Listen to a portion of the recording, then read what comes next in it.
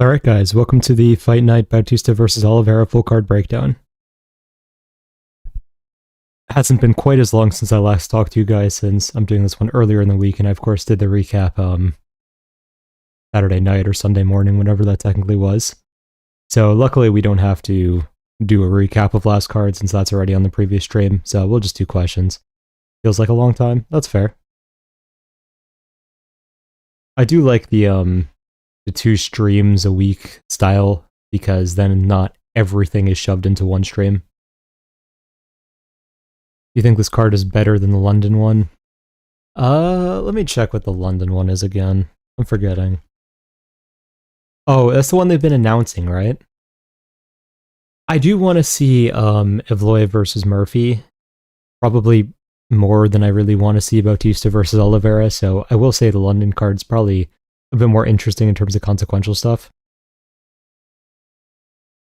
Did you see Brandon Morono versus Loner Kavanaugh? Yeah, I did. It's a little bit strange. I guess they really couldn't find anyone for Morono to fight, which is weird.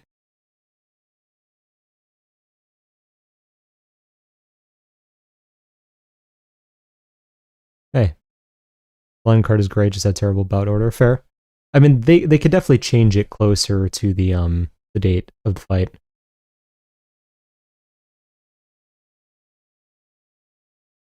Oleksiejczuk round 1 is a lock. It's very likely, yeah, I would say that. Thoughts on the Shavkat situation? I mean, I don't think he's ever going to fight again at this point, because the reality is his knees are so messed up that it seems like any training just re-aggravates it. So I would not count on seeing him ever fight again. I think Kavanaugh might win round 1, then get pieced up. Yeah, that's possible. He is very fast in round 1, so I wouldn't be surprised. Who wins, Ilya or Islam at 170? Definitely Ilya. Who wins, Morono or Kavanaugh? I mean, at first thought, definitely leaning Morono. I'm not sure if there's any real... I mean, if Kavanaugh improved his cardio and, like... I mean, it's possible you could have a chance. It's just, it's a massive jump. Poor Nathaniel Wood is fighting a debutant who missed a weight against Pitbull. The disrespect needs to stop. To be fair, though, it's kind of good for Wood. As much as, like, people want to see him fight a ranked opponent, which I get, he's fighting someone who is supposed to fight a ranked opponent, and someone who has a fair amount of hype. So if Wood wins, and I do actually think it is a good matchup for him, then he'll have a lot more hype going into ranked fights. So I don't hate it for him.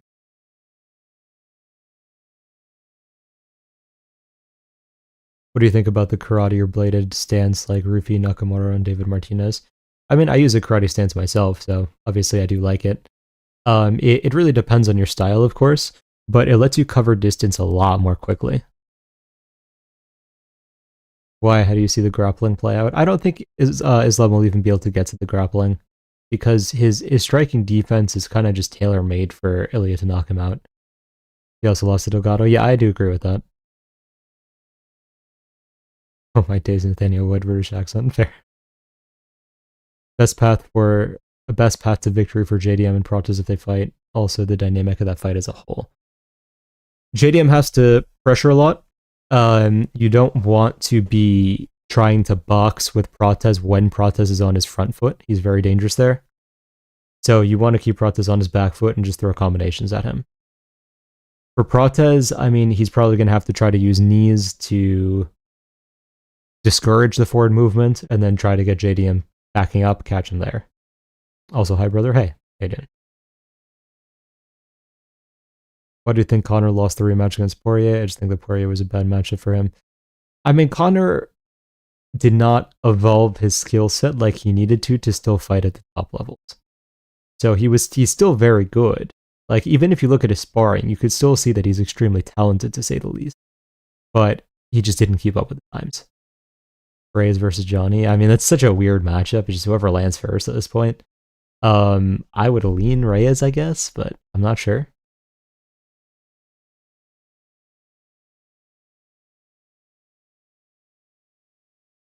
We'll do like another 5 minutes of questions, and then we'll get into the breakdown.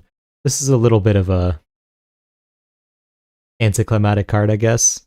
It has some good fights, but not the biggest name value here, to say the least.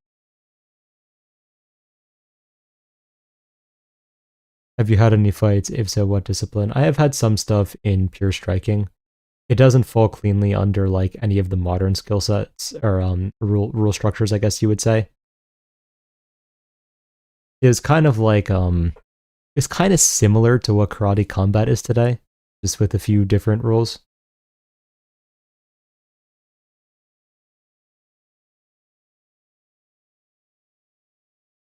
Ilya or Hamzat at 185.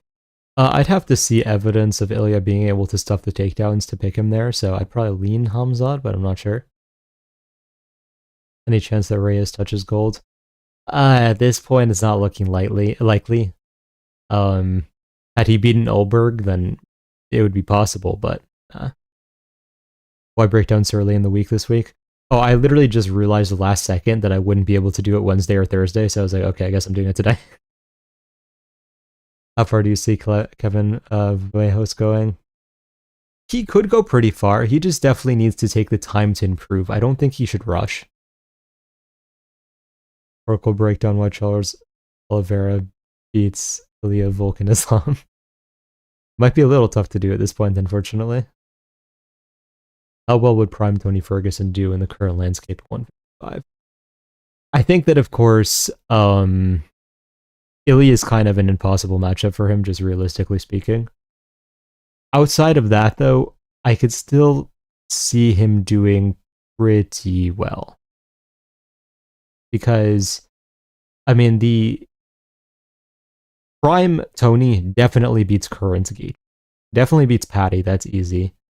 Current Oliveira is an interesting matchup for him, but I do think that Tony's higher durability would definitely pay him dividends there.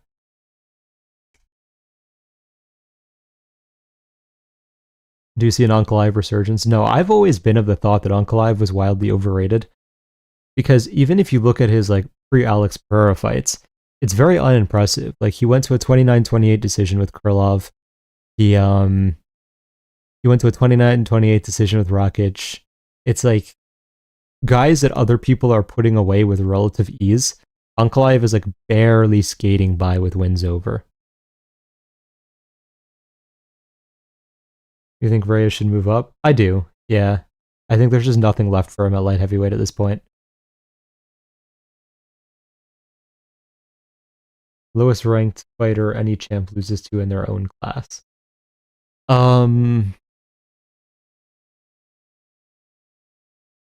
That's a good question.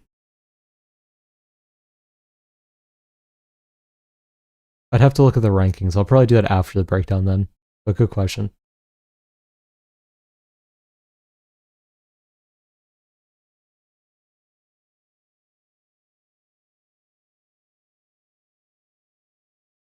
What belt are you in jiu-jitsu? I never did a formal belt structure there, so I can hold my own like rolling with people at a reasonable level, but I'm by no means a specialist. If I have to grapple, it is to survive. It is not to try to get an interesting submission, to say the least. I am a striker through and through. My takedown defense is flying knees. Iwo Baraneski versus Austin Lane thoughts. Iwo should start him pretty easily. Can you explain your betting service? Yeah, sure. So basically, there's a few different algorithms in there. We have the default algorithm, which is called Strategy 2, which is basically what all the like marketing stuff is based on. When I say like we did 250 units in profit last year, that's based on Strategy 2. Then besides that, we have something called an optimizer, and we have something called Helper 1. Now, optimizer basically takes a variety of more reads and makes different smaller unit plays as well as parlay plays, unlike Strategy 2, which just has money lines. Helper 1 kind of helps you like validate your own thoughts of confidence in certain fighters or what they should avoid.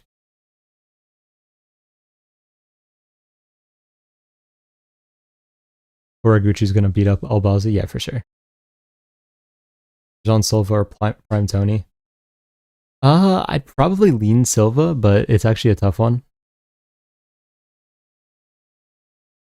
Is Protes finding better matchups, or has he improved even if it's just a little bit? I mean, Protes has improved in terms of how he gets off the center line when moving backwards and does counter a little bit. It's still a weakness for him, but it's better than he used to be, to say the least. Ankalaev is just super technical, but he's not so imposing. Yeah, I agree with that. Do you think Pereira beats Hamzat? It's a tough one to say, but I'd lean towards yes. Fighters who miss weight start a point/round down. I do think so, yes. I know we slandered you for the Rays Aspinall take, but damn, Aspinall really does kind of suck. Because no one believed me with how bad I said Aspinall is until Aspinall gone.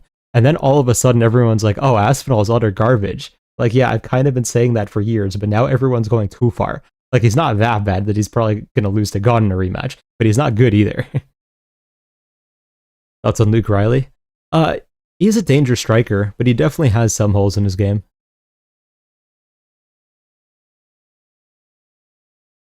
Okay, I should get to the breakdown, then I'll go back to questions afterwards. Let me bring this up. So, one disclaimer, I did not get to watch much tape on Nico versus Nikolai since it was announced last second. So I will be doing that one mainly off of memory and a brief amount of tape I got to watch before stream. So take my opinion on that one a little less seriously than my opinion on the rest of them. So, starting with Claudia Segura versus Priscilla Cachoeira. So, Segura is a high-volume kickboxer. She throws a lot of calf kicks on the outside and basically just alternates between like inside calf kick and outside calf kick. Sometimes it feels like it's literally 1-for-1. I'm not sure why. Someone who's a little better could punish that, but maybe she'll change it up because that's not the hardest thing to change realistically. She'll pump the jab a lot. She mainly throws in combinations if it is not a lone jab. She loves to just throw jab or double jab into an overhand. She uses distance management and a little bit of head movement as defense. Other than that, there isn't much defense. Her takedown defense is not great, to say the absolute least. She seemingly has no clue what to do if so and shoots a takedown. Priscilla is just a straight up brawler who has a ton of power, but not much else. She'll throw out a few jabs and then just start spamming like overhands and left hooks until she either gets a knockout or just gets destroyed. Very occasionally, she will throw in an uppercut. She has no concept of defense. She will just eat everything on the chin. Her takedown defense was utter garbage. It is getting better now. She can actually stuff a takedown if you make it obvious, but if you get her down to the ground, she does not have much from there. So this fight's a little bit strange in that Segura is definitely like a vastly better fighter. But especially in WMMA, when it's not the highest level, sometimes just having more power is enough. So I'm not as confident as I would be like if Segura had more power. But because she is so much more technical and the fact that Priscilla just does not defend anything, I'm going to say Segura wins by TKO. But this is a low-level WMMA matchup. You guys know how that goes. All right, moving on to Muin Gafurov versus Jakub. I don't even know how to say his last name, sorry. I'll just stick with his first name. So, starting with Gafurov. Gafurov is a very heavy-handed finisher. Even though he hasn't gotten the finishes in the UFC, you could kind of tell that he is a finisher with how hard he hits and how he throws things. Basically, everything he throws is just straight up with full power. It is mainly left hook, right straight, or a lone overhand if he's using his hands. If he is kicking, it's an extreme variety of kicks. Pretty much any kick you could think of, he will throw at some point. Some fights, he will shoot. He varies whether he shoots the single or the double leg. He isn't really great at finishing the takedown. Like, he'll get in on a good shot, but then seemingly just doesn't know what to do from there. It also seems to be completely variable whether it's a fight that he shoots takedowns in or not. So I don't know how that works. Defensively, he uses a lot of movement, but it's not really spectacular defense. Because he loads up so much when he throws, you can pretty much hit him with anything immediately after. Jakub is relatively well-rounded, but mainly focuses on the grappling, and that is his main mechanism for finishing a fight. On the feet, he's going to throw out a lot of teeps and round kicks to control the distance initially. His punching is pretty fundamental. It's just 1-2s, but defensively, like, he doesn't move his head at all, and he has like a technical high guard that is there, but is not really bracing for impact, so it's not really helping him much. So he gets hit with a lot of stuff. His favorite go-to technique in the grappling is the guillotine, and at times he will just do anything to get the fight down. He does not care if he's on his back, on top, whatever. He will go for the guillotine from any position and pull guard if he needs to, if the fight is not going how he wants it to. This fight is strange because it really depends on where it ends up taking place. If the fight is on the feet, Gafurov has a massive advantage because Jacob just doesn't move his head at all. If the fight is on the ground, Jacob probably locks up the guillotine like very quickly. I am going to lean Jacob by submission because Gafurov is just kind of stupid. Like he will put himself in the position to be guillotined for absolutely no reason. That's how we lost against Said Nurmagomedov.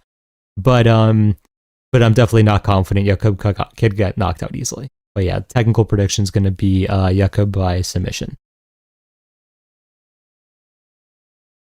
All right, on to Wang Tong versus Eduardo Mora. So Wang is a high-level kickboxer. The marketing for her is always going to be that she beat Valentina Shevchenko in kickboxing. She throws a lot of calf kicks on the outside. She enters into the pocket in a variety of ways. Sometimes she'll use 1-2s, sometimes she'll enter with hooks.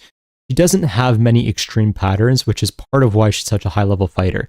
Because even though everything she does is technical, it's very hard to anticipate exactly what it is going to be. She can also really alter how she enters mid-fight based on how it's going. She really likes to pull counter if she does enter with the 1-2, so she'll 1-2 fade back and then try to counter with the cross. She has a very high-level footwork, which is part of why it is very difficult for fighters to get takedowns on her.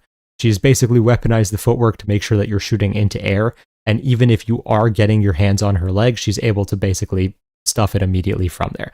In the UFC, she has had perfect takedown defense so far. Mora is just basically a pure wrestler grappler. She mainly shoots double legs. If she gets you to the ground, she's going to slowly advance position while dealing damage. She is going to go methodically to make sure she doesn't lose position. If the fight is on the feet, she's really slow. She'll throw out jabs and calf kicks, then kind of try to counter you when you come in.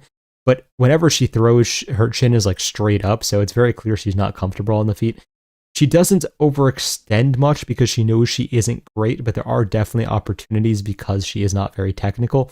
She's definitely shown to have cardio issues. I thought it was going to get fixed when she moved up to 125 pounds because she doesn't have the same issues of the weight cut now. But even against Murphy, she definitely gassed out, so I guess that just didn't do anything. Wang should be able to TKO Mora here late, because while early, Mora is going to be able to stall out by shooting a bunch of takedowns. Even if she's able to get them, I don't think she's going to be able to hold them for too long, and she's probably going to have to shoot 4 or 5 takedowns to be able to get Wang down once. And by late round 2, early round 3, she's going to start fatiguing because she has shown that in pretty much every single fight that's gone past the first round. So once that happens, it's going to start getting easier and easier for Wang to piece her up, and she does have like legitimate power for WMMA. So I do think that she's going to be able to find this finish. Moving on to Said Nurmagomedov versus Javid Basharat. So Said is an extremely dynamic striker, and he uses like very high level footwork to set up the striking. The footwork is a very underrated part of his game.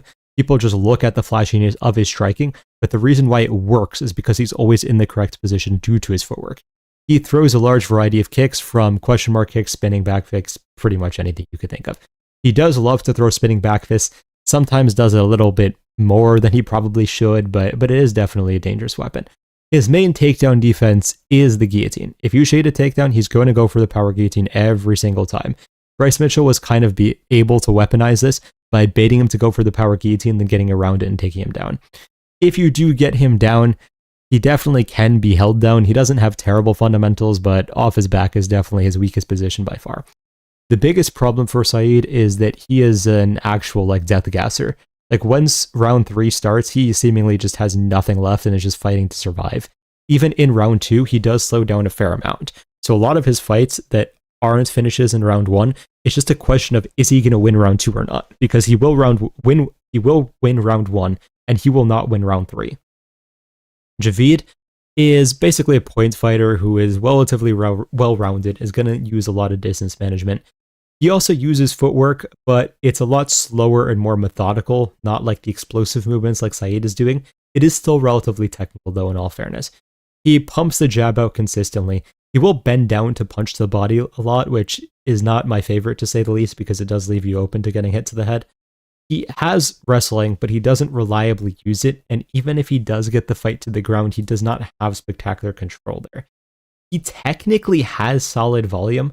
Like the number of strikes he has at the end of a fight are reasonable, but the pace of the fight never feels high. It's very strange. It's just like he is doing stuff, but you don't really, I don't feel like his opponent necessarily feels it.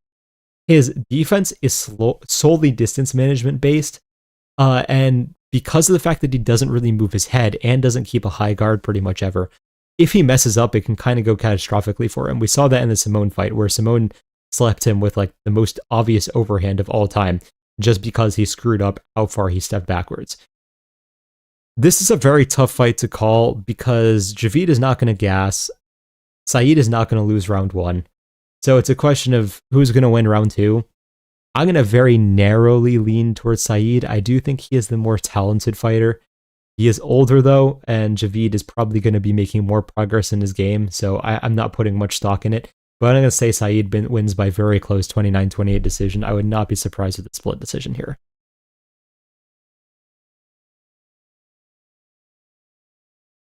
All right, moving on to Bruna Brasil versus Ketlin Souza.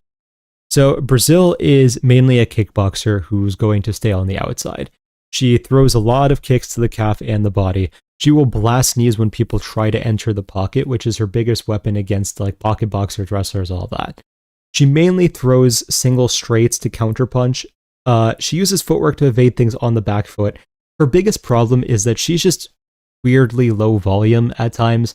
Like, if she is not comfortable, she just won't throw, and then she will just lose a decision 30-27 because she didn't do anything. Like, even in her last fight against Shiming, I think it was her name, even though Brasil technically won, it was a very favorable matchup for her, and she just did pretty much nothing because she was seemingly scared of getting taken down. Souza is weird in that, like, she just does stuff. It's very hard to break down because there's very few patterns, but it's not like Wong and it's like, oh, it's all technical. She's just varying it to the point it's hard to analyze. It's like, it's not very technical, but it's unpredictable. She'll kind of lunge in with 1-2s a fair amount. In the pocket, she will spam hooks. Sometimes she mixes it up with clinching and knees or just a random takedown attempt. Her defense doesn't really exist. She will overextend a lot, and she'll like, after she throws a cross, her weight will be completely off where it should be, and her hands will go down to her hips. So she leaves like a solid 1.5 seconds for you to counter her. I'm going to lean Brasil takes a decision here. She is the much more technical fighter. I believe she's also at the better gym with the fighting nerds and such. But it's hard to put much stock in her when sometimes she just seemingly decides to not fight. So take that how you will. All right, so this is, again, for those of you who joined late, I didn't get a chance to watch much tape on Nikolai versus Price, so this is mainly off of memory. So Nikolai is basically a pure kickboxer, though that might be a little bit generous. He is pretty much a hook spammer who throws a few other things into his game. He is very fast and powerful, though, so he can be dangerous. He basically just wants to get in the pocket, light you up with hooks. He's pretty good at using knees because he is typically the taller fighter. So he will just blast knees as fighters try to close the distance and then force them to kind of stand like in his hook range and such. His takedown defense is the notably garbage part of his game. He will just pull guillotines and that is pretty much it. And then once he is on his back, he has effectively nothing. So a lot of fighters have just beaten him by taking him down and just holding him there the entire round or just ground and pounding him. Nico Price is very weird in that everything he does is atypical, but that doesn't mean it's not necessarily technical in some capacity sometimes. So Price he's kind of one of those fighters who's just looking to finish you with everything he does. He actually throws a surprising amount of volume given the power he has in pretty much everything. He will like bomb 1-2s on the outside, but it's not like a typical 1-2 down the middle. His 2 kind of will come from strange angles where he'll like step off to the left and then throw it almost like an overhand, but not really. It's still technically the form of a cross, except it's coming from the angle of an overhand. It's very strange, and he'll flow into combinations like that. The things are coming from angles that fighters usually don't expect, which is why they have a lot of problems with it. He does have the ability to throw in the wrestling, though whether he does so really just depends on the matchup and seemingly if he feels like it. if he gets taken down, he will look to like knock you out off of his back or pull for like arm bars and stuff. He's kind of the glass cannon type. He gets hurt fairly easily at this point, but everything he throws can knock you out, and it's so atypical that you have to be worried about it all the time. I'm going to very, very tentatively pick Niko Price here. I feel like with such a short notice fight, he could throw in the wrestling more easily than Nikolai can defend it. So as long as Price doesn't like get an ego here and try to outbox Nikolai, he can just throw the 1-2, enter on a takedown, get him down, and then probably just work from there, rinse and repeat for 3 rounds. So I think the path for Price here is actually probably a decision off of like control and ground and pound. But I also would not be shocked knowing Price if he just decided to go in the pocket trade and get flatlined. So yeah. All right, I'll answer a few questions before we get to the main card. Let me catch up on what you guys are saying here. Hello, Oracle. Hope you're having a nice day. Thank you. Unk is subbing Gafrov in 1. Hopefully, yes. No Cub title run starts now. Fair.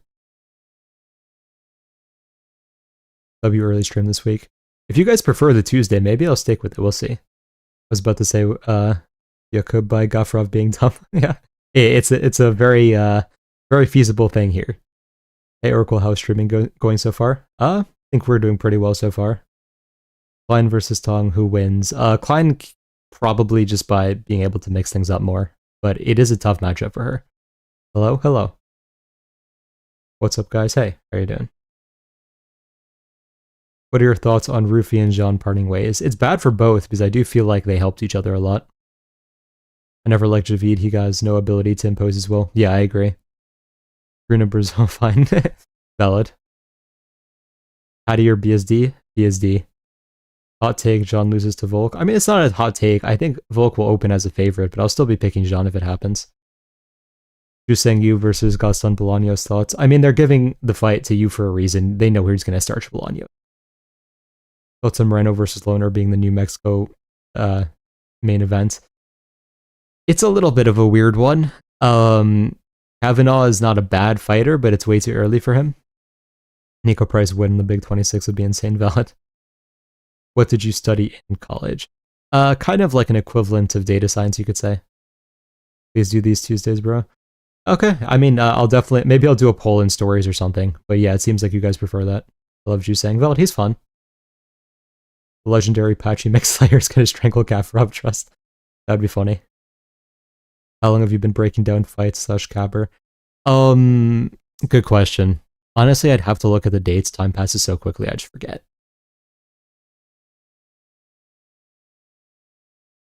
Oracle was going to ask you earlier if Bruno Silva versus Johnson happened and didn't get waved off. Would Bruno have finished him? Given the fact that he got knocked out recently, it's very possible. Any fights you would make right now? Not that I could think of, but maybe if I'm looking at the rankings after, I'll answer that better. Alright, moving on to the main card. And then, of course, I'll answer more questions at the end and such. So, Alex Morono versus Daniil Donchenko. They scoured into the depths of the unranked to find an easy fight to become another highlight for Donchenko. So realistically, this is not the not a breakdown that's probably going to matter, but I'll give it anyway. So Donchenko is a Muay Thai striker, but at heart is more of a brawler.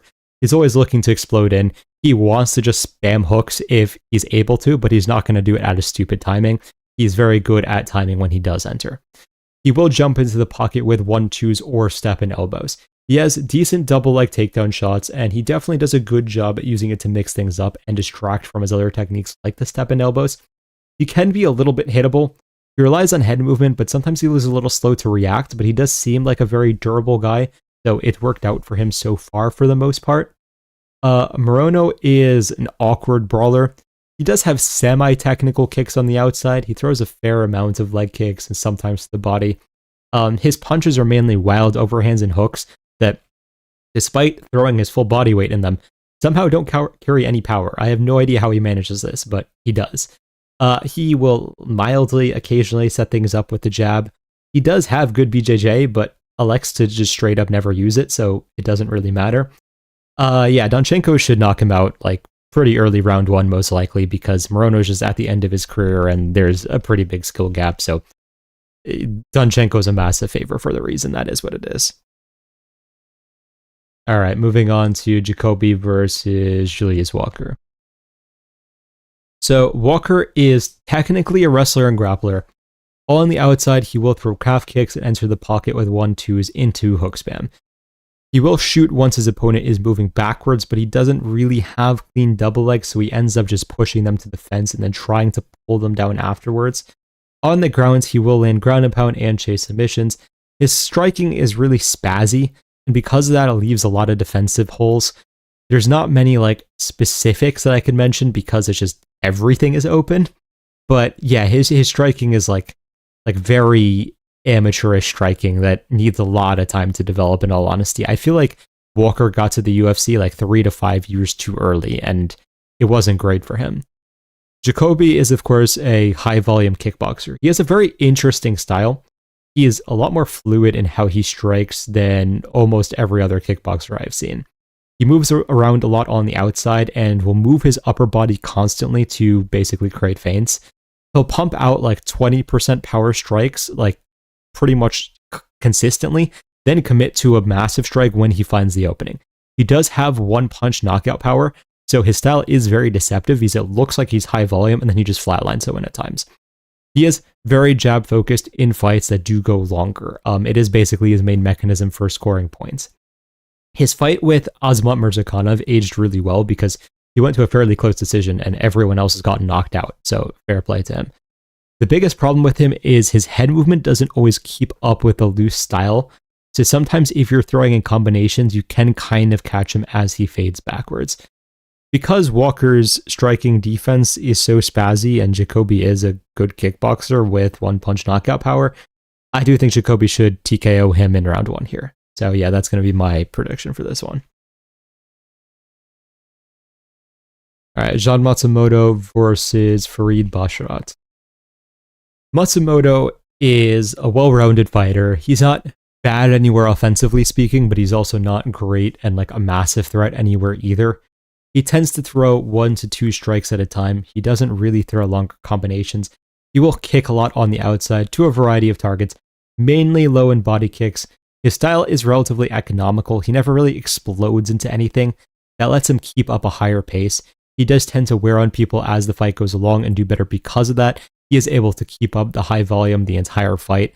And it is interesting that he throws such high volume despite a lack of combinations, because usually when people put up numbers, it is because they're throwing combinations. His biggest problem is that his defense is just bad. He's very slow in how he moves. He doesn't really set things up, so he can be countered fairly easily. And his takedown defense leaves a lot to be desired. So just overall defensively, not there. Farid Basharat is a well-rounded fighter, but especially good defensively. He's a very calm, stylistic fighter. He will stay on the outside, get his reads, mainly throw low kicks and jabs. Once he gets his reads, he'll follow up the jab with potentially a double jab or a cross into an overhand. He has a very explosive blast double once his opponents get comfortable in the stand-up, but he's not going to force it early. He'll wait for the opportunity. On the ground, he's mainly going to just maintain position and then look for some ground and pound just to basically make sure the ref doesn't like break them up. He's very defensively sound because of the fact that he both manages distance well and maintains a high guard simultaneously. So even if one fails, the other usually succeeds, and he does not take much damage because of that. Farid should win a decision here. He's just pretty much better everywhere. I mean, the only thing about Farid's career that you could say didn't look great is that in round 3s, he has struggled a little bit. It doesn't look like he gassed, but maybe when he slows down a little, he just gets uncomfortable and then makes some wrong decisions. So Matsumoto's best chance is to try to wear on him as quickly as possible and hope that that ends up happening in round 2 instead of round 3. But I do think it will happen in round 3, and Basharat will win a 29-28, or maybe even be able to take the full 30-27. All right, on to Michal Oleksiejczuk versus Marc-Andre Barriault. So Michal is a heavy-handed southpaw sniper. like 90% or more of his strikes are basically just throwing his left hand in some shape or form. Sometimes it's an overhand, sometimes cross, sometimes uppercut. He'll find creative ways of throwing the left hands. Sometimes he will throw a jab to set it up, but that isn't even a consistent thing. The biggest change in his style when he moved to the Fighting Nerds is that his footwork improved dramatically. Because of that, he's able to land the left hand more easily because he's getting his opponent and himself into the correct place to line it up. He is extremely durable. He's proved pretty much impossible to knock him out despite how much you damage him. So it's basically a lost cause if that's your path to victory. Barriault is one of the very few fighters who likes to fight the entire fight in the clinch if he can. On the outside, he will throw mainly jabs and body kicks to help him close the distance. Sometimes he pairs a body kick with a punch behind it to try to catch his opponent off guard. On the inside, he throws a lot of uppercuts and elbows. He has a very grindy style. It's meant to break his opponent, not really technically outclass them. Because of the grindy nature of his style, he's very reliant on taking damage to get inside and even in the pocket itself, which seems like it's getting harder for him as he gets older. And he also doesn't have the best defense as he enters, and he's gotten caught multiple times now. We have seen him get pretty much starched a few times at this point, which is not encouraging to say the least. So I do think Michal, especially being someone who specializes in getting first round knockouts, should be able to get it here. So I'm going to say Michal finds the first round knockout. Jailton Almeida versus Rizvan Kuniev. This is a fight where I don't quite understand what people are seeing. Maybe I'm crazy because it's heavyweight, but I'll get to that. So Almeida is a high-level wrestler with skill that kind of exceeds what you would expect at heavyweight in terms of how he does wrestle. He has solid chain wrestling, which is something you really don't see in any other heavyweights at all. They all just shoot singular shots. And once he's on the ground, he's able to constantly reposition and kind of float in a way that heavyweights don't. He has a variety of takedown attempt styles. So he will shoot on the single leg, the double leg. He will even get into the pocket and go for a throw, though that is less common, of course. Once they're on the ground, he will look to slowly advance position. The problem is that if he can't advance position, he doesn't really ground and pound from, like, say, full guard or half guard. There's a lot of fights where he's kind of just hanging out there and not doing anything, as we saw in the Volkov fight. He does actually have power on the feet and have boxing ability. We haven't really seen it tested because he does not like hanging out on the feet despite the fact that he's capable of doing so. Kuniev is potentially the biggest steroid cheat we've seen enter the UFC, at least in the modern era, to say the least. He is technically well-rounded, but mainly relies on having fast hands. He does not have a long reach for a heavyweight, so he kind of relies on getting into the pocket. He'll often try to slip a shot and then come into the pocket quickly when his opponent overextends. He has seemed very open to calf kicks and jabs at range, mainly because of the reach discrepancy between him and his opponents. He did get taken down early relatively easily by Blades. He did, of course, stuff takedowns much better later. But that could be because Blades injured himself pretty badly, I believe, in round 1. Against strikers that do technically outclass him, he does turn into more of a wrestler, but it's kind of like a points wrestler. He's going to hold you down, do a little bit of damage enough to stay there, and then win a decision. I think that Almeida should run through Kuniev, because I do believe that Almeida's wrestling is much better than Blades, offensively speaking at least. And on the ground, I haven't seen something that makes me believe that Kuniev is going to be able to get up. Do I know that Almeida is going to be able to finish him? No.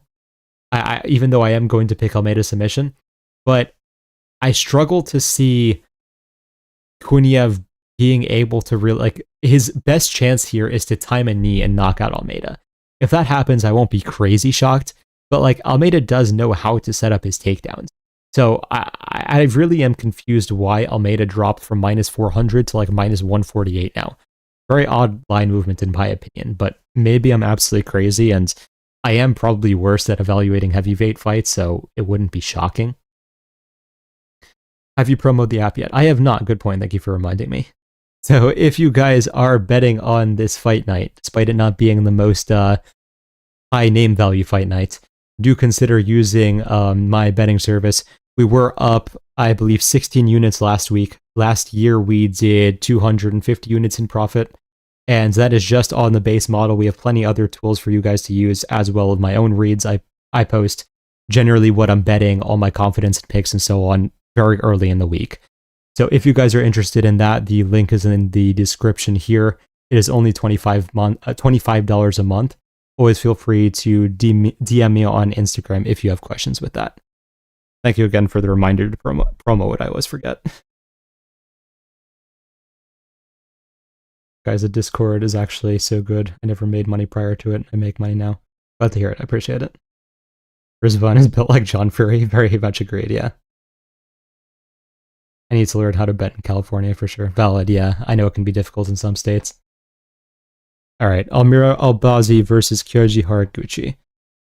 So, Albazi is known as more of a wrestler, but against high-level competition, he ends up really just striking most of the time. He focuses a lot on his jab from the outside. Once he gets comfortable, he starts putting a cross behind it or throwing uppercuts. His takedowns are mainly blast doubles. If you defend the initial shot, he doesn't really have much in the way of chaining. He does have submissions, but nothing that's really going to work at a high level. Mainly, he just lands some ground and pounds, nothing overly substantial. His defense is mainly relying on his opponents not wanting to risk his power, but if they are fine taking the risk, he doesn't have defense like at all, in all honesty. Horiguchi is a footwork-oriented fighter. It is very difficult to hit him cleanly because of how well he moves. He will move in and out constantly. He has a very good lunging jab that catches people unaware. He will mix the wrestling into his striking very well. It pairs very well with his in and out style because you don't know if he's coming in to hit you or coming in to shoot. If he's on top, he will land ground and pound to try to open up the back, then just chase the submission immediately. His footwork reliance can definitely open him up to takedowns, but his grappling defense has evolved significantly since his earlier days in the UFC, so that is much less of a weakness than it used to be. Horiguchi should absolutely pick Albazi apart. Albazi had like the most fraudulent run into like, I think he was top 5, right? So the fact that he's top 5 is crazy. Like, I think it was the robbery against Kai Kara-France that got him there. Everyone he fought before that was just not a high-level fighter, to say the least. So the fact that this fight is happening is just honestly kind of comical. The fact that he was almost even odds against Morono is like even funnier. All right, moving on to the main event. Mario Bautista versus Vinicius Oliveira. So, Mario Bautista is a pace-oriented fighter. He's just constantly going to create actions and do anything it takes to win the fight, even if that ends up being just holding his opponent against the fence for a round. He does throw a lot of body kicks to help fatigue his opponents, which works well with his style because of the fact that he wants to break you and use his cardio advantage. He doesn't have the most power on the feet, but he has developed solid footwork and fundamentals with his boxing, so he still does pretty well there. Wrestling-wise, he is mainly focused on double legs. He'll land some shots in the clinch as well if his shots are failing, but again, he is a little bit prone to just kind of grinding for it, and while that will exhaust his opponent, in a 3-round fight, sometimes it becomes a little bit anticlimactic. On the ground, he is constantly hunting for submissions to the point that he can be okay with losing position to hunt for a submission. His style in the past was kind of cartoonish in a bad way. Like, he would have a lot of weird actions that just were the result of probably not being in combat sports like when he was young, but he's definitely reined it in and improved significantly. He's had probably the biggest improvement of any fighter at Bantamweight in the last like 5 or so years. The easiest way to beat him is to be much better in one specific category, because Bautista is like the jack of all trades who just has a cardio advantage. But if you're a spectacular striker, well, okay, he doesn't really have much he can do to you. If you're a spectacular wrestler, he's not really going to be able to stop it and so on. So like Umar was a terrible matchup for him because he could just wrestle the entire time. Even Aldo was kind of a terrible matchup for him because he would just have the superior striking and there's not much he can do about it. Moving on to Vinicius Oliveira. He is also a pace-oriented fighter, but it is in a very different way. He's constantly trying to knock out his opponent with big motions or like drain them with big takedowns. The point that they get tired, like trying to survive rather than just dealing with sheer volume. He mainly throws big hooks while boxing. He will throw out a lot of leg kicks and mix it up to other targets as well. So eventually he'll start throwing the high kick. He will throw in flying knees and such as well once he does get his reads. He stance switches a lot to change the angle at which he throws the hooks. Because of how erratic his style is, he gets hit a lot, especially early in fights. In his last 2 fights, he's basically been reliant on just surviving round 1 while getting beaten up until his opponent slows down. So it has not been the best look in all honesty.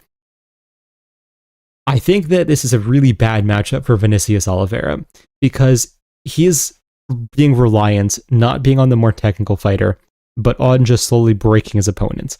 And I don't think he can break Bautista because I think Bautista is one of the few fighters who's going to have significantly better cardio than him at this weight class. So I think Bautista can just stay technical and pick him apart until Vinicius starts slowing down or taking way too much damage, and then eventually put him away. So I'm going to say Bautista gets a late TKO here. Could be a submission as well for sure. But I do think the accumulation damage of Vinicius just not having any striking defense whatsoever will eventually catch up to him. So Bautista, TKO, and I am actually impressed with how much he's revolutionized his style. Kyoji, the Omega Lock for sure. Yeah, agreed. Vinicius fraud check season. Yeah, I agree. Mario Bautista when Luigi Bautista walks in. Vinicius is a fighter I really like. I feel like Mario doesn't have the best chin, but he is always in insane shape. Yeah, I mean, I could see Bautista getting hurt at some point, but I just don't think that Vinicius is going to put him away. Vinicius' best chance is to put him away early. But once like Mario gets into his flow and starts like working on the gas tank and the damage, I think it's going to get tough for Vinicius. People forget, man, Albazi crushed 15 cans. Yeah, exactly. Vinny or Umar? I'll take Umar. Oracle about to go to integration. Any tips? Sorry, what does that mean again?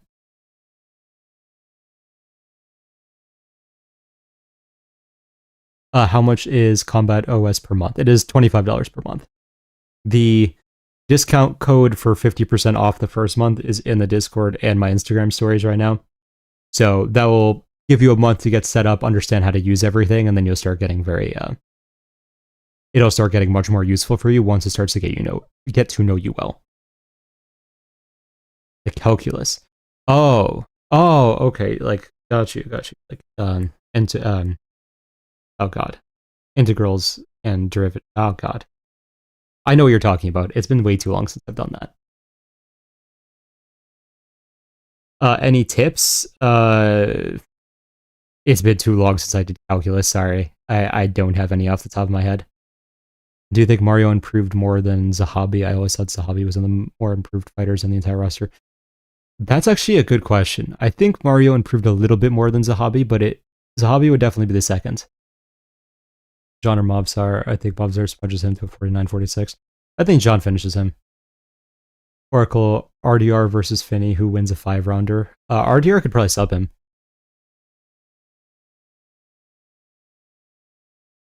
Why did I give you PTSD? No, it's all good. I don't hate calculus. I just don't remember as much as I would like to say the least.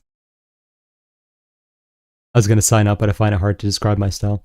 Just do your best, right? It doesn't need to be an exact, like, crazy description. It is just generally say what you do when you spar, right? I'm picking Vinicius. I think he could land heavy.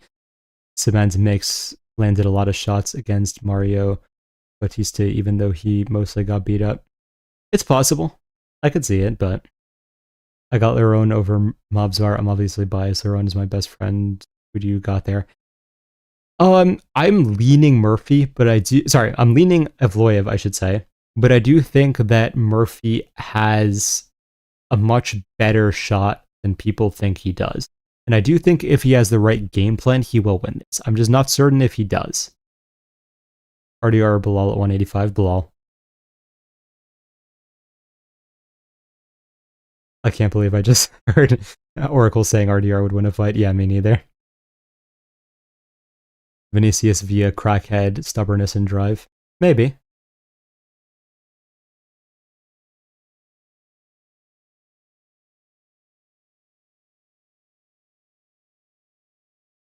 So if you are in constant contact with Murphy, then there's definitely some stuff that you should tell him. There are ways for him to win the fight. You finally picked Bilal. Yes, I did. Who wins MVP versus Sam Patterson? I think Patterson can get him down once and sub him. I think Lerone has really good fight IQ, bro. Generally, it's something I wish Leon had, man. His fight IQ and timing is really good. That's what gives me confidence in him against Evloev. Yeah, I do somewhat agree. he is very good at starting to time shots when he gets his reads. So I am by no means counting out Murphy. When I did my first stream analysis of Evloev versus Murphy, I kind of went into it expecting to think it was a lost cause for Murphy, but the more I watched, the more I thought that Murphy has a pretty good shot. Who is a fighter that has no reason being as high as they are in the rankings, except for relying on one attribute? For me, it's Emmett. Maybe Gaethje. Does Patterson have better grappling than Gary? Yes.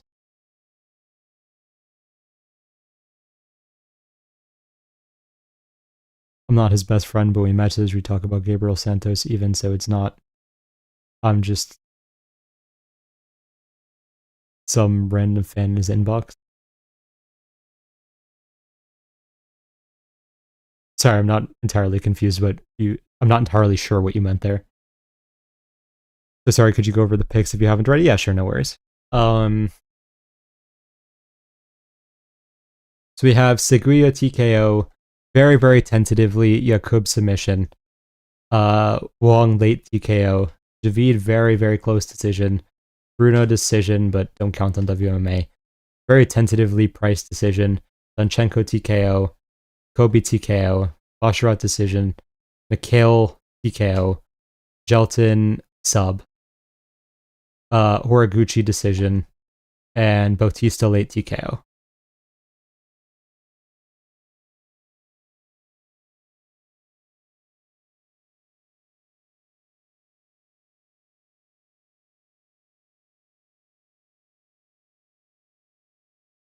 I'm not just some random fan, I mean. Okay, got you, yeah. I mean, if you talk to him, and he is willing to listen to stuff, we could help him game plan a bit. Does Nakamura go anywhere? He looked frozen last Saturday until he decided to actually fight.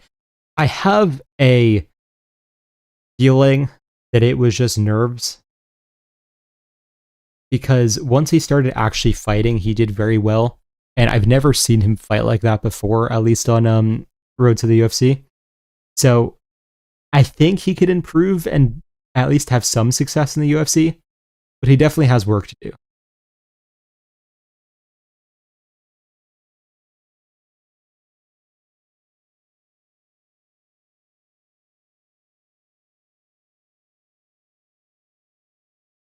What should be your game plan if you are fighting Ilya, and has Ilya improved since your video came out?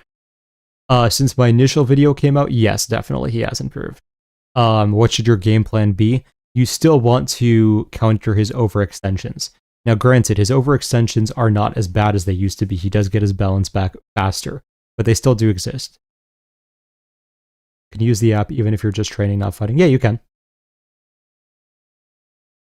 Do you think Charlie would beat Ilya if he put cement in his gloves? I mean, it would help his chances, but I actually still probably wouldn't pick him in all honesty.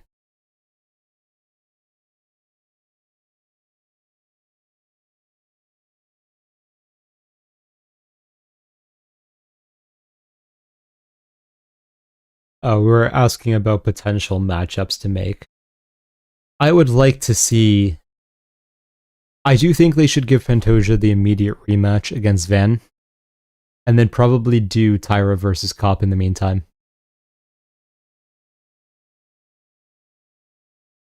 I would also definitely do O'Malley versus Sandhagen.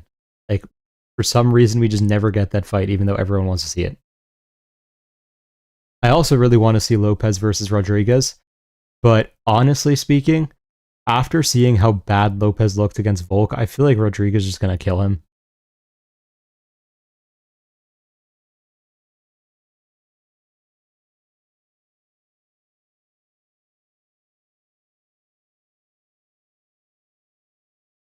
Max Charles, who finishes who? I'm leaning towards a Holloway win, but I'm not confident. Does JDM have the chin to weather a storm from Pratos and take over later? I don't think chin matters if you're getting hit by Pratos. You cannot get hit by Pratos. But can he swarm him? Maybe. I'd have to do tape to figure out who I'm picking there. But JDM definitely has the skills to box on the front foot, to say the least. But he has to be very careful.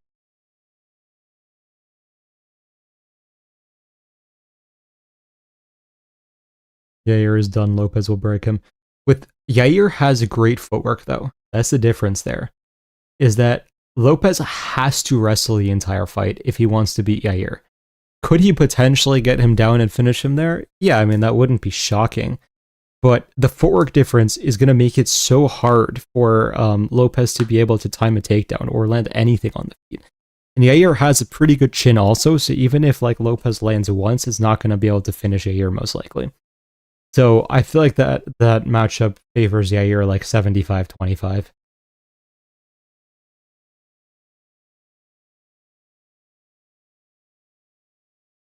Who's a lower ranked fighter who could beat a champion in each division? I mean, there isn't one in each division, but if we're talking about flyweight, I mean, Tyra would beat anyone realistically. I don't think there's anyone else ranked who would beat a champion, but Tyra would beat anyone. Bantamweight, I do still think O'Malley beats Jan in a rematch. I'm of course very high on David Martinez, but I'd like to see him get 1 to 2 more fights before he fights a champion. Or I should say 2 to 3 more fights, not 1 to 2. I'd take Jan to beat Volkanovski right now. Then are these old? Oh yeah, I think I have to refresh this page. Okay, yeah, there we go. Rankings did change. Then lightweight, I can't pick anyone against Ilya. Welterweight, honestly, as much as I kind of don't like saying this, out of everyone here, the best chance to beat Islam is probably Gary. Middleweight, I don't know. I don't think I'm going to pick anyone against Chimaev. Light heavyweight, yeah, I don't think I'm pick. I mean, the best chance to beat Alex would be Mirzakhanov, I think. But I don't think I would pick him. So I don't think I would pick anyone here. And then heavyweight, I mean, heavyweight just doesn't exist. Let's not even talk about that.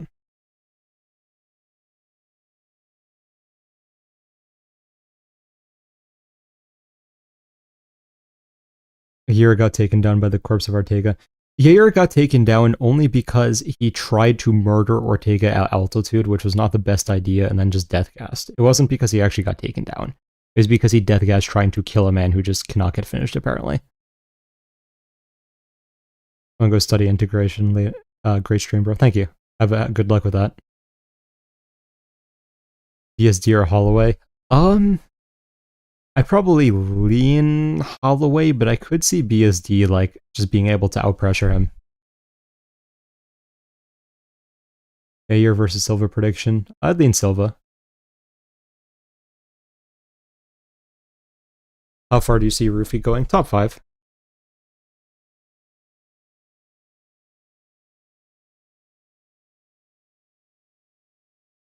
Oracle is an Islam sort of situation where you predict him to get KO'd every fight, or is Yair actually that bad of a matchup? I mean, I don't hate Lopez by any means, right? Like, Lopez is a fun fighter. He's just unfortunately not very good of one because his footwork is like genuine garbage. Like, we're talking about the fighter with the best footwork in the division in Yair versus the fighter with the worst footwork in like the top of the division in Lopez. And even though Yair has other issues, I mean, if you don't at least have some footwork to keep up with him, you're in trouble. Why won't Volk retire? I don't know, man. Keep John away from Volk, thank you, valid. If Max had the power of Connor, would he beat Ilya? I mean, maybe in the first fight. I think Arnold Allen would do Lopez dirty. Is that just me? Am I mistaken? No, I agree with you. How do you think Yair versus Ilya would have gone? I mean, Ilya could just take him down and sub it most likely. It's so funny because BSD is good, but when he fights, I'm just like, stop doing that. He has interesting moments sometimes. Best fighting nerd other than John Silva? Probably Rufy. Rufy or Holloway. You know, hot take, I think I'd say Rufy.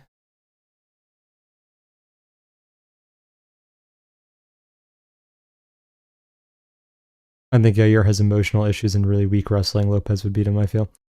I mean, Yair's had some pretty good wrestling defense in some fights. Like, Volk was able to take him down, but that's Volk. Lopez doesn't have nearly as good wrestling as Volk does. Offensively, that. Who wins, Prime Tony Ferguson or current BSD? I'd lean Prime Tony Ferguson.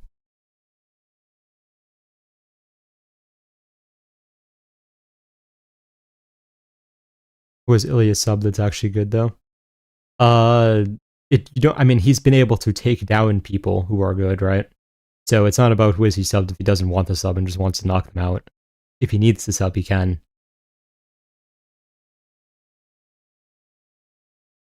Rufy looked fantastic against Fiziev. I'm glad I believed him in that fight. Yeah, same. Rufy is much better than people want to believe for whatever reason. Does Fiziev murder Quinlan? Wonder what your prediction is in this. Bad striking defense or horrible reads? Good question. Yeah, I think Fiziev is a bad matchup for Salkyold because I don't think he's going to get taken down. And on the feet, it's just Salkyld's striking is not educated, to say the least. Especially his defense.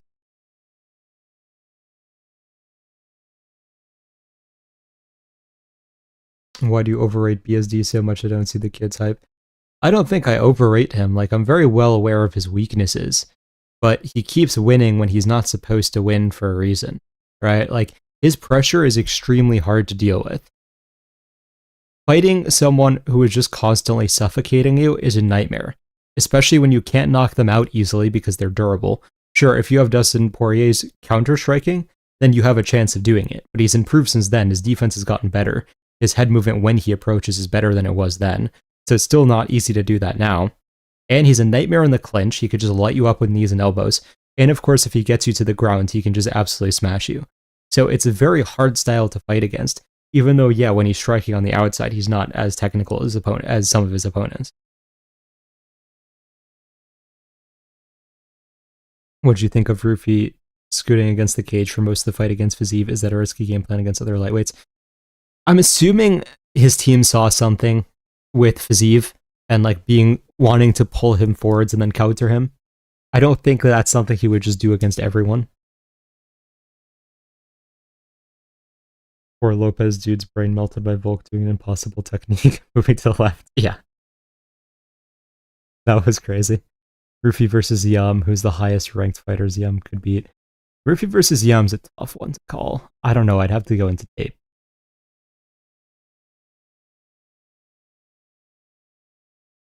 Quinlan's a workhorse type fighter. He's a grinder with good power and a great frame, pretty good wrestling. Yeah, fair.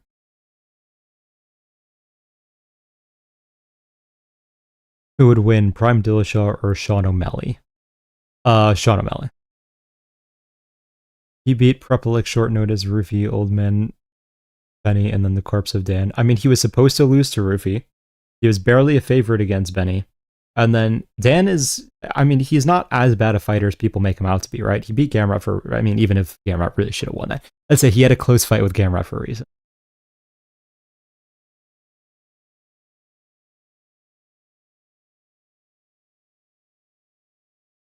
Prime Dillashaw is the greatest fighter I've ever seen, just an insane fighter. I won't lie, I never saw it with Dillashaw. I know a lot of people believe that. I just didn't see anything special about him. Tom Nolan versus Mike Conor prediction. Apparently that's not happening, right? Hot take, I think Torres would do illegal things to Paddy. I don't think that's a hot take, I agree with you. His footwork was goated. I mean, it was good. I don't feel like it's the best, though. Holloway's footwork is so good, he would just run circles around BSD. He could try, but that's hard when someone can get into the clinch and just light you up there. And granted, I would still probably pick Holloway, but BSD would definitely have a chance. Dan isn't bad at all. He beat Turner in a full-on striking fight. Yeah, agreed. Thank you for the stream, Oracle. I can finally do house chores with the headphones in. No problem. It's Rybovics versus Moicano, which is worse. Yeah, Rybovics probably beats Moicano. Rufy or Esteban? Rufy. No, it's a crazy take, man. Dillashaw's feints, bro. His striking and his setups and his wrestling was the first one to show Cody Garbrandt that he's bad. I mean, there's a reason why Dillashaw lost to like a very compromised version of Dominic Cruz, though. It's just like, he's good, don't get me wrong, I'm not saying he wasn't, but I don't think he beats any of the new school fighters.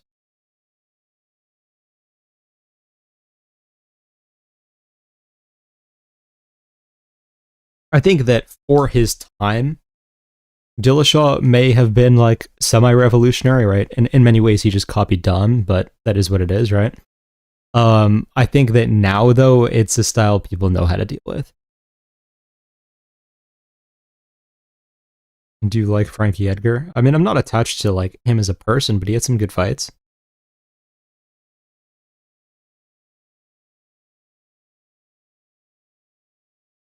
TJ won against Dom, in my opinion. I mean, it was a very close fight, I will say that.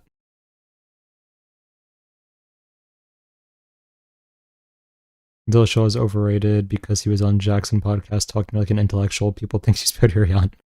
Fair, yeah. Moreno or Kavanaugh? Moreno, probably. Fighters that can move will always give Dillashaw problems. The way he could arguably or almost beat Corey with one eye and one leg was just insane. I didn't think he almost beat Corey. Even though he was given the decision, I remember that being like a 49-46 clear decision for Corey. I could be like, I haven't watched that in a while, so I could be completely off base. I thought Corey like very clearly beat him and they just robbed it. How long have you been a hardcore MMA fan for? Like 10 years now, actually. How on earth did RDR beat Robert? I don't know, man. I really want to see Ilya against a high-level southpaw before facing Islam. I mean, sure, I'd just rather he gets the Islam fight sooner rather than later.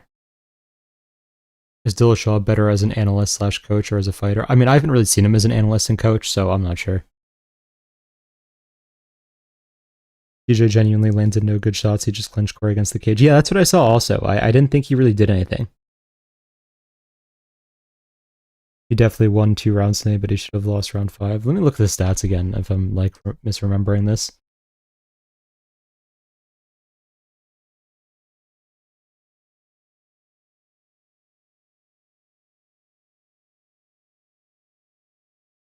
So, what round like can you give TJ?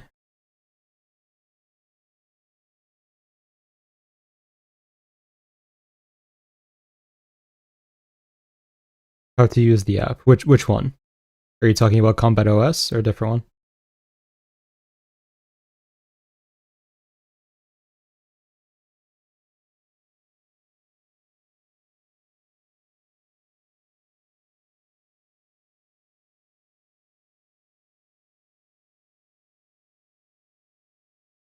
I do hate when you have to say bad fighters are really good. That does piss me off. I'm not sure what the context is for that, but fair. How high do you rate Prime TJ? In comparison to who? Like, in comparison to current guys, like I don't think he'd have a chance against like Petr Yan, for example, or Marab. But I do think that for his time, he was very good. How do you see BSD doing against Ilya? It's obvious, but still, yeah, he's not going to do great against Ilya unless he proves substantially.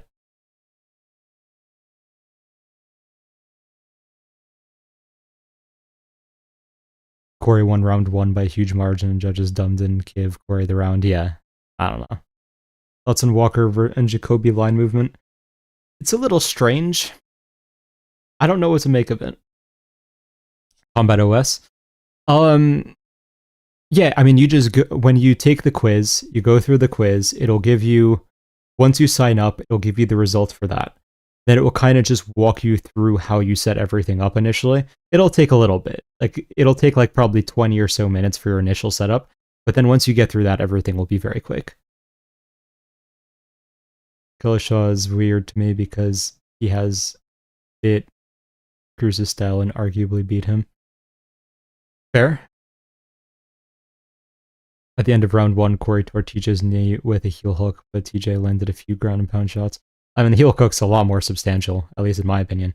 Did you already give your prediction for the main event? Yes, I picked Bautista late TKO. Is Helldivers 2 peak? I never got to play it, unfortunately. Whenever I am more comfortable financially, hopefully Combat OS can grow and I don't have to worry about it too much, then I have a lot of games to catch up on. Damn, the stats were not what he thought from memory. I thought he got round 3 in another round. I guess not. Fair. I mean, I guess seeing from the stats, right, the arguable round he could get is round 3, yeah. But he definitely didn't get 1, 2, definitely didn't get 4, and he definitely didn't get 5.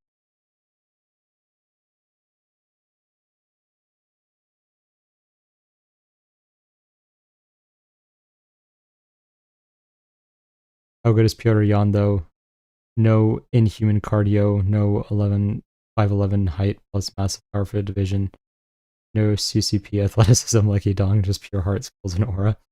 I mean, he is quite good at boxing, yeah. He has certain weaknesses, but I mean, obviously he's very good.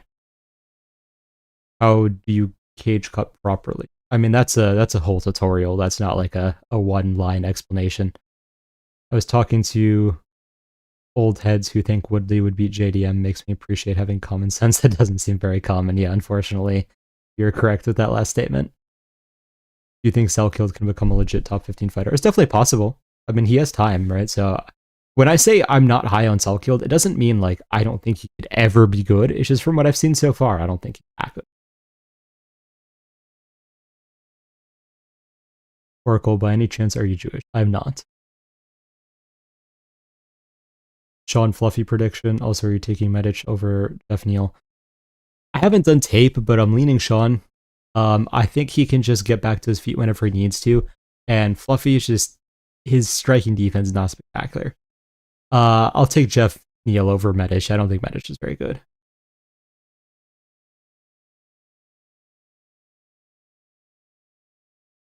Petr Yan or Merab in the trilogy. I do think Merab will probably take it.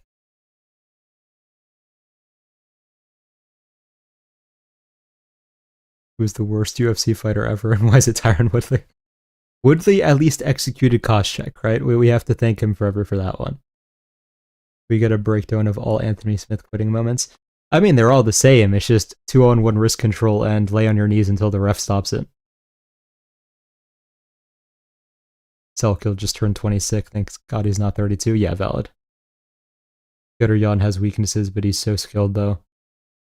When I say the word MMA, he's the one that pops in my head. Fair? Did you say Merab? Yes. I do believe that generally speaking, even though Yan is, of course, trying to game plan well for Merab, it's a very bad matchup for him. So a trilogy, I don't know if game planning is going to be able to be enough. Does Sean have the style to melt and frustrate a Prime Anderson? Yeah. Still rate Strickland high. Not sure why he couldn't get past DDP splits. DDP is very tough to deal with. Very atypical style, but technical at the same time. Ilya Taporia or Connor in his prime, has your mind changed? I'd still lean towards Connor. I think it's a really bad matchup for Ilya. Oracle, how can I pull a feed as a guard like Anthony Smith? Just gotta go for that 2-on-1 wrist control. Yan has figured Merab out, in my opinion. I don't think so. I felt like I've done a better overview of this, but it really felt to me like Merab ego fought and just didn't use any of what worked in the first fight because he really wanted to chase a finish rather than just win. And had he just decided he was going to win, I do think he would have been able to do so fairly easily. Prime Anderson Silva beat any of the top 5 middleweight fighters today. Let's see. I think he could probably... Okay. I think he could beat Brendan Allen and possibly Fluffy. Those two, he has a decent shot against.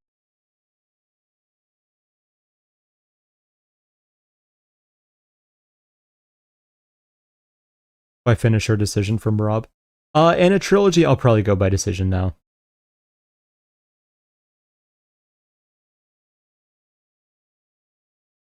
Do you already make a living out of social media?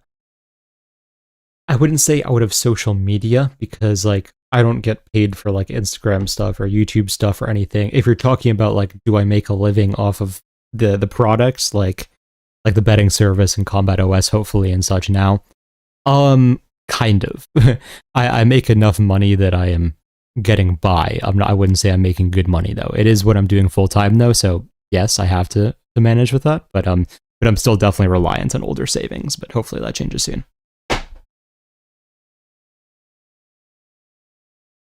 Rob minus 5.5 going to be so nice in the rematch. Yeah, I agree.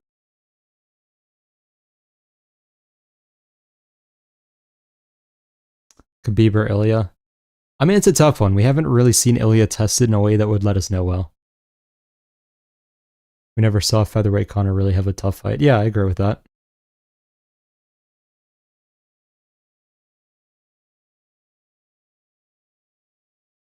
I mean, actually, we could argue that the Holloway fight was tough because of how badly he got injured mid-fight. But other than that, yeah. Oracle will be rich in 2026, hopefully. I appreciate it. Mendes gave him some trouble, true, yes. Have you ever tried live coaching? You could be a great coach / analyst with how you catch stuff. I have not tried live coaching, and thank you, I appreciate the compliment. If a fighter who I have faith in going somewhere wants me to corner, I'm down to do it. But it would have to make sense.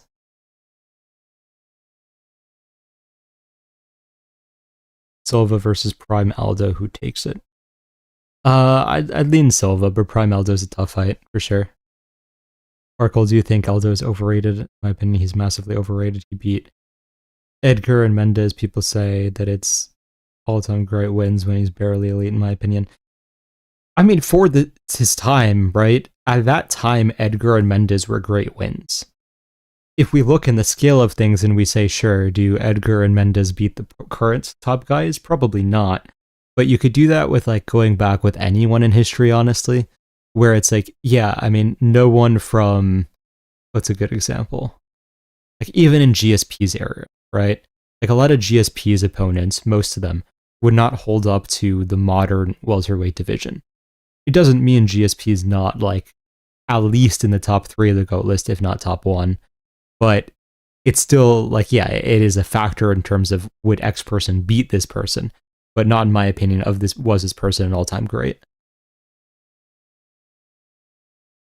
Do you think Ilya has a southpaw problem? His worst performance on the feet was Bryce, who weirdly made him miss an overswing. Yes, he does to an extent, and it's because of his reliance on the left hook. Because the way you use left hooks against a southpaw has to change dramatically, and it's a lot more difficult because you have to go over the shoulder. And if your opponent knows to just shoulder roll it, basically, it's very hard to land it. So relying on the left hook to land the overhand makes it so that he will struggle a bit more against southpaws. What was your worst card to ever watch where you felt emotionally crushed? Probably Stipe versus Francis 2. Because even though I kind of expected the outcome, like I hate Francis and I love Stipe.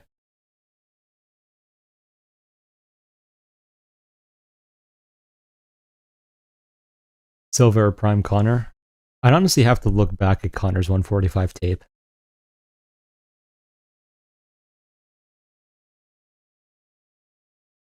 Slim MMA has Aldo as the GOAT. Okay, yeah, I mean that is a bit extreme. He's not the GOAT.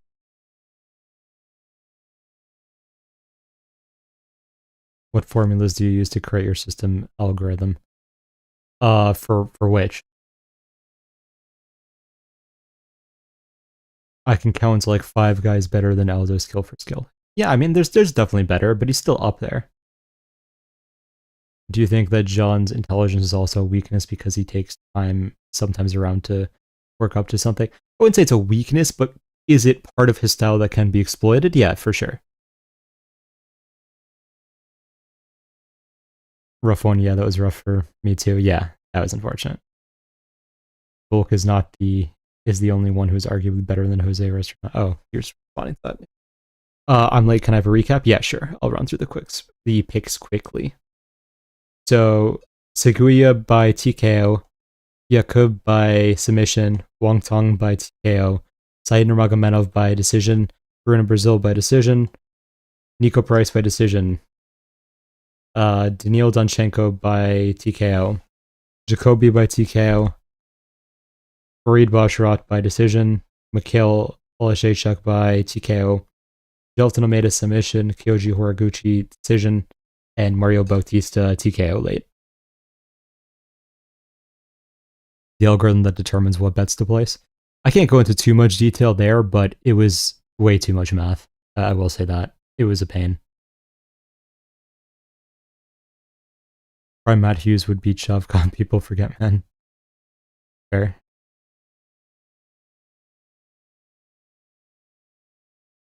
I know you chose Mario, but would you rather him or Oliveira win? Honestly, I've started to like Bautista. He's one of these guys where it's like, he's not, honestly speaking, the most talented, but he's finding a way to make it work, and I respect that.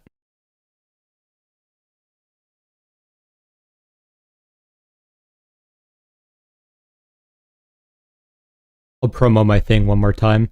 If you guys are betting on this card and did not hear my first one or two promos, and forget if I did one or two, we were up 16 units last week. Last year, we finished up like over 250 units profit. And that's just on the default algorithms. That's not even including all the other tools. If you're interested, sign up with the link in the description. Always feel free to DM me with any questions on Instagram. Sucks that Morono is fighting Kavanaugh, because if he loses, we'll never see Morono versus Van. The boxing clash would have been a treat. Prime Morono versus Van would have been fun. It's just, at this point, it doesn't feel like Morono is, unfortunately, quite there, which sucks, but it is what it is. Alright, we have the same picks besides Price, not betting on that fight anyway. Yeah, the Price one is way too volatile. But, yeah. Really confident Mario finish. Yeah, valid. Oracle, how would you beat Fight Lab? Flying knee.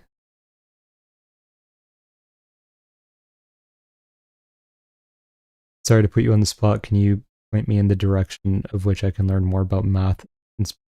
More, I assume you mean about math in sports betting? If not, no worries. I don't want to be rude. Where to start? Linear algebra, I guess. Start with like, probably, yeah, I'd start with linear algebra.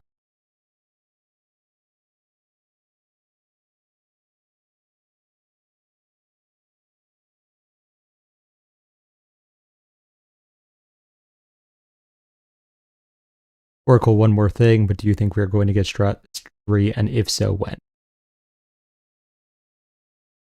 I'm gonna head out. Good luck on your picks and hope your system is prosperous. Thank you. Have a good one. Regarding Strat 3, yes, we will eventually have Strat 3. Now, when that is, in all honesty, just solely depends on when I can afford to spend a lot of time on it. Because it's probably going to take me like 1 to 2 months minimum of constant effort to develop. And by constant effort, I like genuinely mean working on it every day for probably like 8 to 10 hours a day minimum. So whenever I get the chance to do that, which is going to depend on how quickly like Combat OS grows and all of that stuff. So we'll have to see how that goes.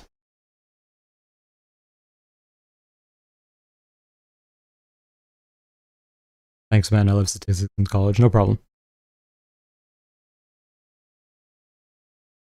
Are you a hardcore boxing fan or no? What are some of your current favorites? I'm not a hardcore boxing fan, to be honest. I kind of struggle to watch boxing outside of a few fighters because there's just way too much clinching now. It's like kind of incentivized, in my opinion. Like in terms of my all-time favorites, Loma, for sure. I love watching Inoue, of course. I think anyone does. But outside of that, I don't watch like that much boxing.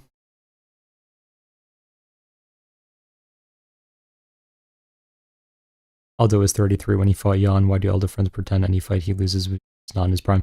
Okay, Aldo was not actually 33 though, in fairness to Aldo. I think he was like around 40 at that time. I'm forgetting how much he lied by his age by. We found out a few months ago how off his reported age actually was. But Aldo was actually really old then.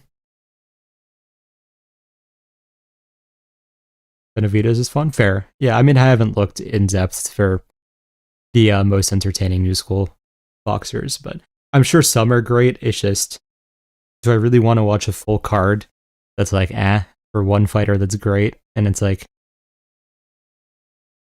I don't know. Even with in-away fights, I tend to either just tune in for that or watch it later. I love in-away and Triple G. Valid.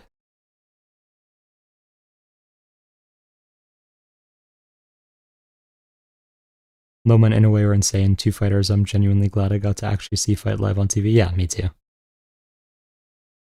Bro, I had no idea you were streaming today. Aren't they usually on Thursday? Yes, I changed this one to Tuesday because I realized I wouldn't be able to do it tomorrow or Thursday.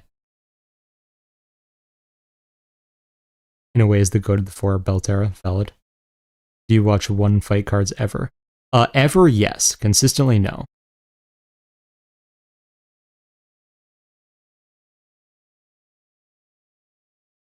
In a way, always fights at like 6 to 7 a.m. US time. Yeah, true. In a way, might be the most skilled boxer of all time. Very possible. I want Horiguchi to fight Pantoja. That would be fun, yeah.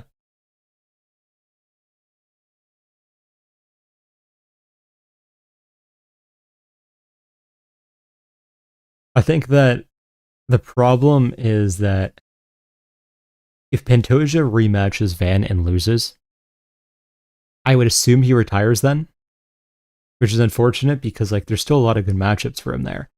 But I feel like that's just what would happen unless he like wants to go up to 135 or something.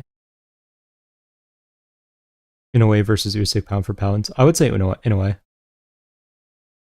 you think Van fights on the Miami card in April?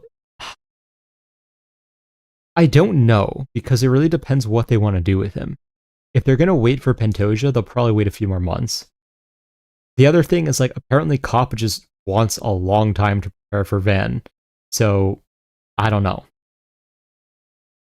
Did Volk jump the Gilly on Lopez at the end of round 2 for fun? Didn't see any other reason to do that. It seemed like it, yeah. Zufa has been good, bro, surprisingly. Fair. Maybe I'll have to check it out. Inoue versus Bud, pound for pound, 2 wins. I don't know boxing well enough to get into those that are like pretty close. I would say Inoue skill for skills better, but like that just tends to be true for the lighter weight classes anyway.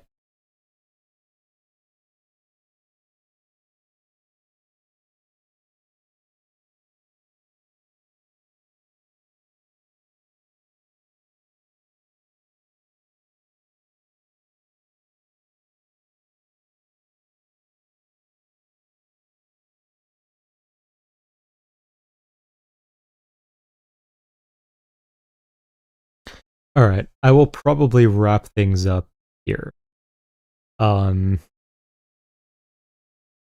Hopefully this card delivers entertainment-wise, because skill-wise, or sorry, not skill-wise, name value-wise, it is not quite there.